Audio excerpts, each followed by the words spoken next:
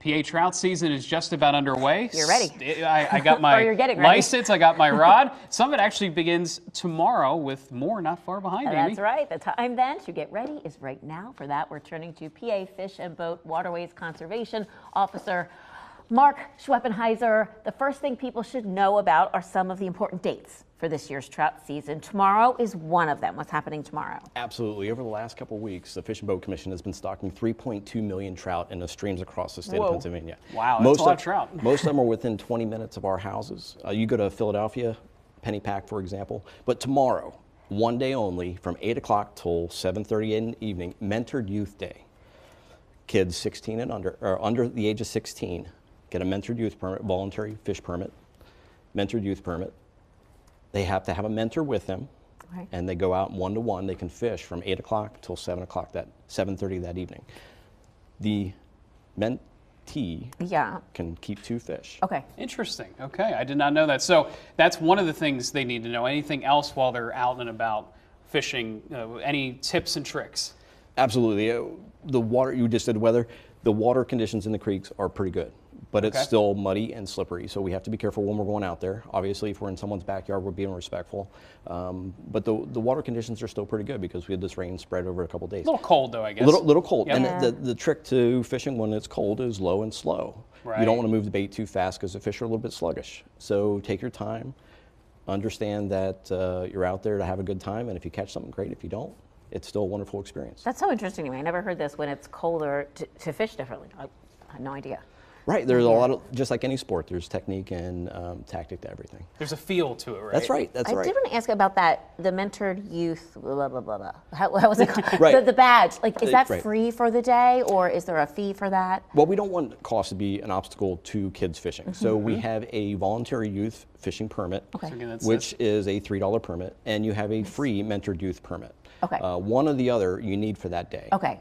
And then you have to also, though, be with a licensed mentor. That's right? correct. Okay. That's correct. Because that's the purpose of it, is to get youth started into fishing and to get that opportunity for them. So we need someone who understands the rules and regulations. So they need to have a license and a trout stamp. And we're looking for a one-to-one mentor-mentee relationship. Okay. Gotcha. Very good. Now, a week after that, we all can fish with the proper permits. Right. So the excitement starts to build with these young people, right? So we have the Easter Bunny, we have Christmas, and we have the opening day of trout season, right? Okay. Right? It's Pennsylvania for you. So, you know, we yeah. have the Mentored Youth Day, but the following Saturday is the opening day for the entire state. We have one opener this year, April 1st, starts at 8 a.m., and then, of course, from that point on, then everyone can fish. Very good, very good. So if you're trying to find a place to fish, what's your advice? This was always the quandary for me and my family. Where do you go? Where's the best stocking point? Well, and this is where, when we stock fish, it's open to volunteers. Anybody can come out. Well, a lot of our sportsmen's clubs come out and help us stock fish, but anybody can come out and help us. And that's probably the best way to learn the creek and the landowners and know where the fish are going, because you go there, you see them go in, you know they're there.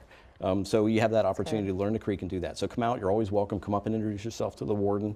Let them know you're there, first timer, and ask some questions so you understand what the process is.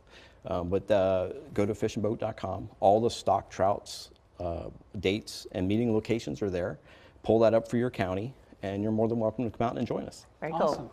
Now, I just want to point out, all this is not just for the beauty of the set. We're going to learn a lot about this coming up the next half hour. Can I try this out, too? Some of the We'll do some casting. Yeah, you bet. Some of the things we should know and some of the tools that we should have with us. So we're going to talk about that.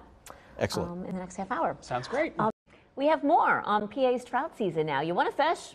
How do you go about it? The PA Fish and Boat Waterways Conservation Officer, Mark Sweppenhiser, is here and has more on about, okay, how can we go about this? We mentioned that Youth Day is tomorrow. Full trout season opens a week later. So what kind of basic gear, whether it's a net or maybe some of these items here, what do you need to go out? What are some of the basics? The best thing about fishing is it's affordable. And we have lots of fishing opportunities right in our backyard. Trout streams, lakes. Pennsylvania's blessed with a lot of waterways. So when we're out there, we just got to make sure we're going to the right place based upon our skill level. Sure. So if I'm a child and I've never been fishing before, I'd probably pick a lake. Little Buffalo Lake up in Perry County, for example, is stocked with trout. Marquette Lake out in Lebanon County is stocked with trout. Those are places that I would go if I had a very little experience. Running streams, for example, can be a little bit of a challenge.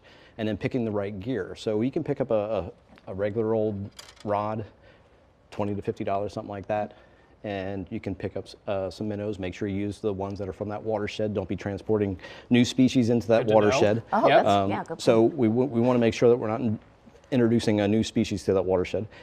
Live baits like night crawlers. We have power bait. You have trout bugs, and you have trout magnets, different artificial lures and baits that you can use. What you want to do, the trick is make it look as natural as possible. Okay.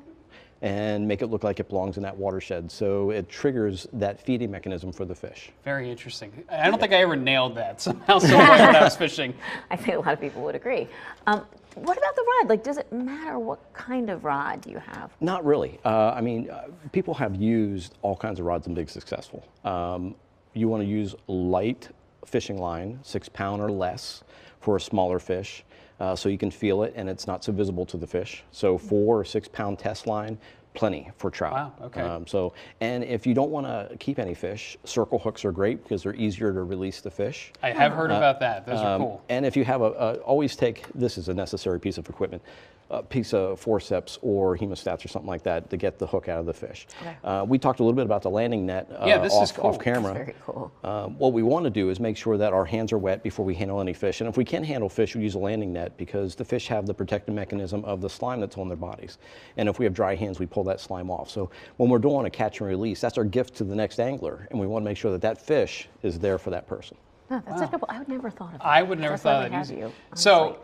to bring them closer, what kind of lures, work for trout? I don't know if I've ever been trout fishing per se. So what does that take? Well, and it's interesting you say that because think of it naturally, like a great blue heron is tall and blue, okay? So it blends into the sky, so they don't see it as well. So if I'm wearing blaze orange and I'm going fishing in the woods, those brighter colors tend to stick out to fish. They look like a danger to them. So anything that's going to trigger them as potentially dangerous, they're not going to be interested in that lure. So if you're coming up to the trout stream and you're making a lot of noise, crash, bang, boom, you don't want that because you're sending shock waves through the water and you're making them hesitant to bite. So you've got to be quiet, got to be deliberate in your movements, and your presentation has to be on target. Presentation's important.